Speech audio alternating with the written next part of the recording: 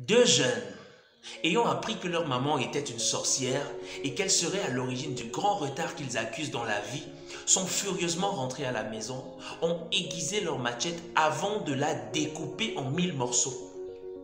Mais réflexion, cette maman, qui pendant plus de 9 mois les aura portés dans son ventre, aura souffert des douleurs de l'enfantement, qui aura passé des nuits blanches pour les bercer, cette maman qui aurait dépensé beaucoup de son argent pour leur donner à manger chaque jour pendant de longues années, pour les envoyer à l'école et qui ne les aurait pas tués pendant tout ce temps, serait-elle réellement devenue une sorcière et une meurtrière?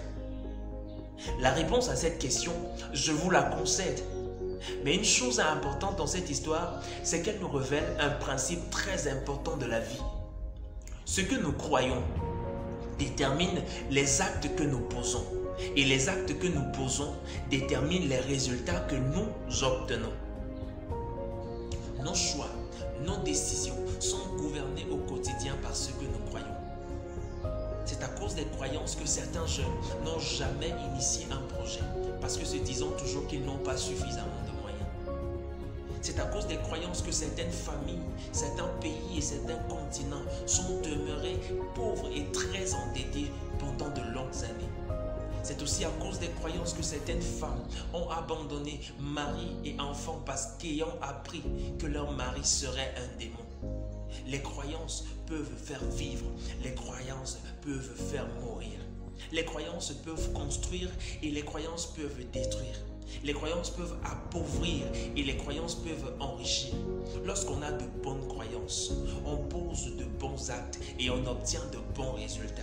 Et lorsqu'on a de mauvaises croyances, cela nous amène à nous conduire et d'une certaine manière à poser certains actes qui nous garantissent également de mauvais résultats.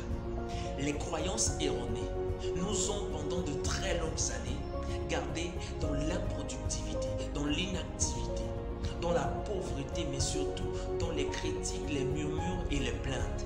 Nous voulons, avec la grâce de Dieu, déconstruire ces faux raisonnements au travers des vérités et des principes que nous découvrons de la parole de Dieu et de notre expérience de chaque jour. Je suis Patrick Momha, de profession conseiller principal de jeunesse et animation. Je suis étudiant de la parole de Dieu à l'Académie des vainqueurs et je suis aussi passionné de la motivation et de l'encouragement.